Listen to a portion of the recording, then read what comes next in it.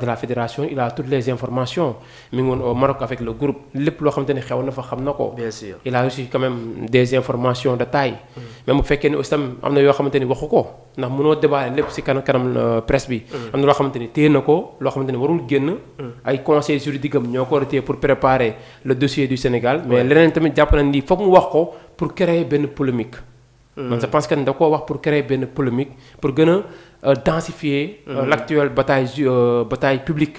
bi am d'opinion bu am entre les deux pays. pour gagner la bataille d'opinion. la bataille d'opinion parce que booy xool depuis la finale marocain lu ne la ñuy wax Sénégal. waaw quand même bëri lu ne la ñuy wax Sénégal Maroc bu weesoo bataille juridique bu mu préparé dossier bu mu préparé mi ngi ci bataille d'opinion bi. waaw mais est-ce que Sénégal tey day toog di xaar la bataille d'opinion la Maroc di ko remporter.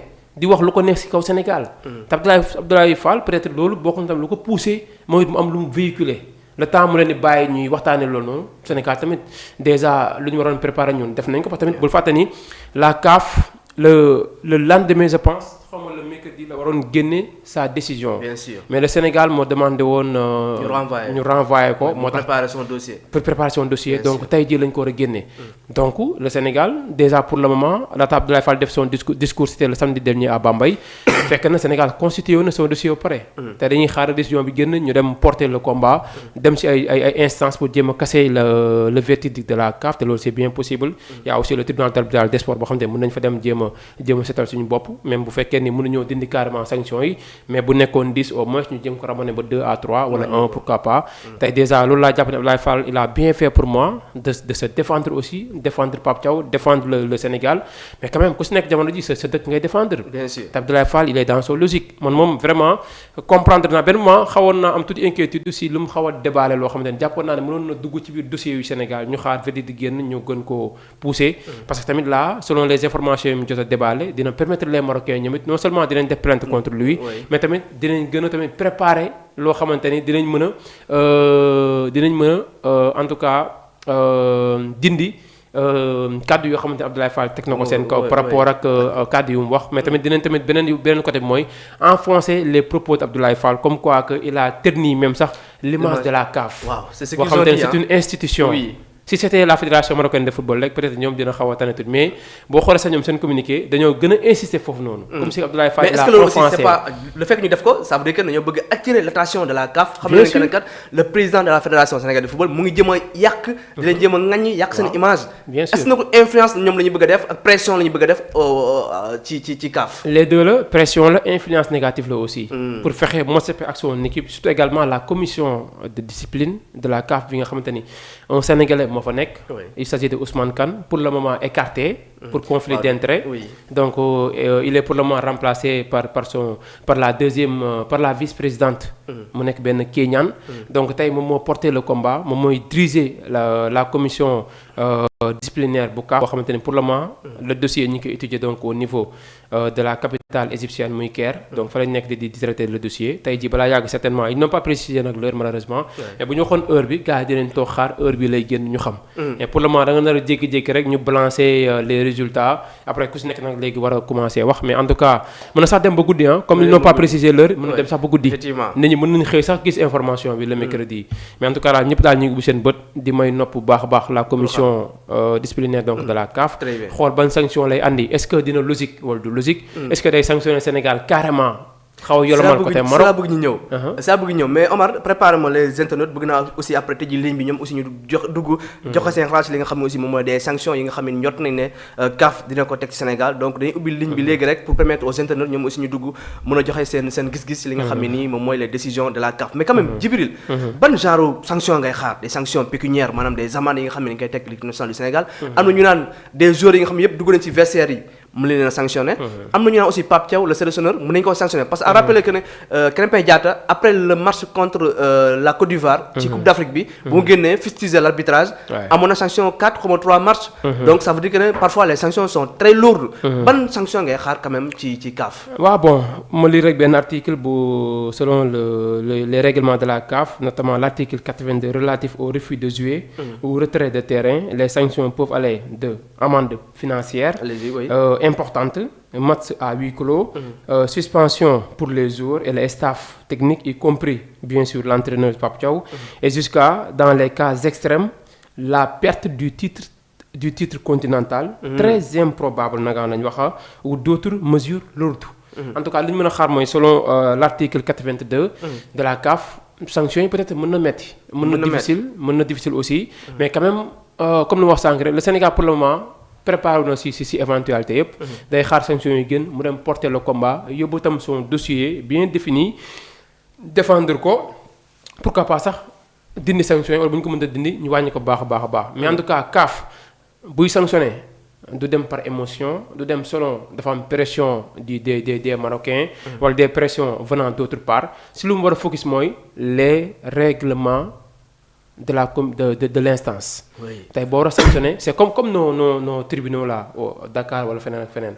tey bu kenn defee benn faute dañ koy juger selon faute bu mu def. parce que tamit y a un texte boo xamante ne moo fi ne. juger bu ñuy sanctionné nit ki. nekkul dañuy dem ak seen xel mais dañuy sukkandiku si benn loi boo xamante ne moo tegu seen kaw. te loi boo gis dañ naan la lii bu ko nit defee sanction mën na nekk de 2 à 3 mois. de 2 à 6 mois de 2 à 1 an 2 mois à 1 an.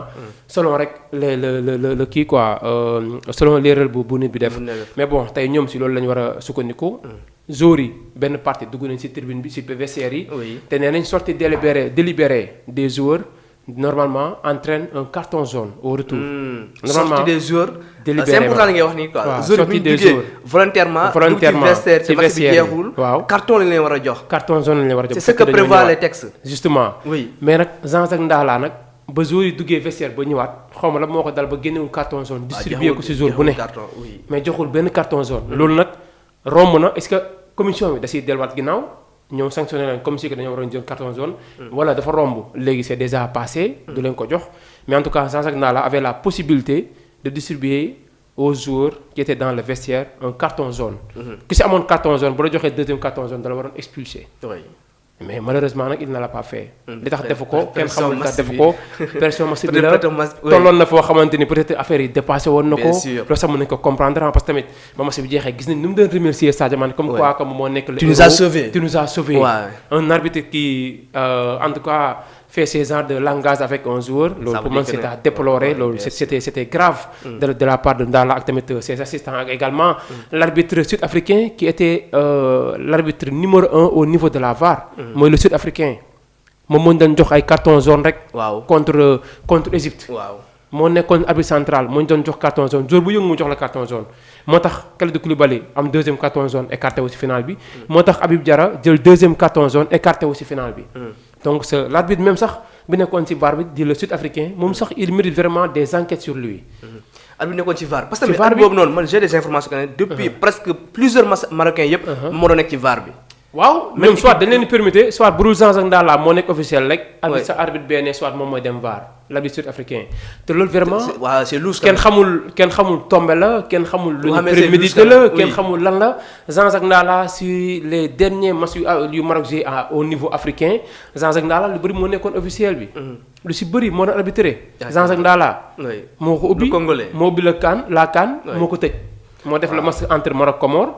ak défaut yi fa amoon yëpp. si les premières minutes mu may leen penalty malheureusement Maroc raté ko tey jii final bi ñu àndul ñu Jean-Jacques Ndala encore une fois mu arbitré ko.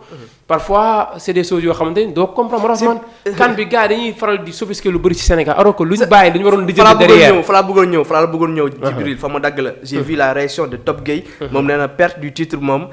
bu ko fi kenn wax. non loolu mënul nekk mais tamit dafa nekk ci texte bi. dañ ko doon lire pour xamal ko nit ñi mais loolu moom Sénégal Maroc moom perte titre moom loolu moom kenn xalaatu ko moom loolu moom mënul nekk mais en tout cas ci texte bi selon les sanctions prévues mi ngi ci texte bi mais loolu nag moom pour man loolu extrémité la loolu moom peut-être faute grave ngay def voilà faute grave ngay def te quand même Sénégal li mu def amul benn faute grave bu mu def carrément très bien yaa ngi fa am solo léegi foofu laa lay indiwaat muy quand même c'est bien beau de parler du Sénégal lu mu def et c'est pas normal et tout gis nañu li nga xam ne am na fi yëpp ci médias français yi ak médias marocains yi c'est bon on a parlé de ça mais quand même pour man la CAF ak FIFA mais surtout la CAF war na jël def rétrospection maanaam xoolaat boppam. pourquoi chaque match rek l'arbitrage fait polémique quand même en Afrique te war nañoo quand même dépasser niveau boobule. bon war nañu ko dépasser vu aujourd'hui le niveau des arbitres. moo xam Afrique ñaa xoolee arbitre mais le problème mooy souvent ça bu ñu demee compétition arbitre dañ leen fustiger tey compétition intercontinental pour nga gis un Africain mu arbitrer quart de finale sax c'est tout à fait un problème. tey demi-finale kenn waxaale ko final moom kenn xalaatul sax ñu naan ñu ngi koy jox africain moo koy arbitré mais tey pourquoi waruñu yegg foofu noonu sud américain yu arbitré ay final mondial dañ ñoo gën mais lépp tamit question de dignité la africain yi ñoo war a changé waat jéem a xoolaat raxas seen der parce que tamit commission dafa jeex ñëpp dañu xas quand même ñëpp dañu xas mais dégg nga fi tubaab bi naan CAN c'est une petite compétition c'est un petit tournoi am na sélectionneur benn coach bu ko fi waxoon je pense Didier Deschamps la xaw ma kan mais après dañu ko doon dal mais après yii da koy firndeel ñun tamit ñoo war a xoolaat suñu bopp ñun ñoo war a xoolaat suñu bopp les Africains rawatina la commission d'arbitrage foofu noonu moom fa la coow li yëpp ne souvent dañ naan ay mbuxum rek a fay ne des fois ay paasalante lay doon diw moo fay nekk diw dañ ko fay jëli andi fa keneen maanaam doo comprendre parfois tamit le président wala le vice-président ñu exercer seen pouvoir carrément sur le choix des arbitres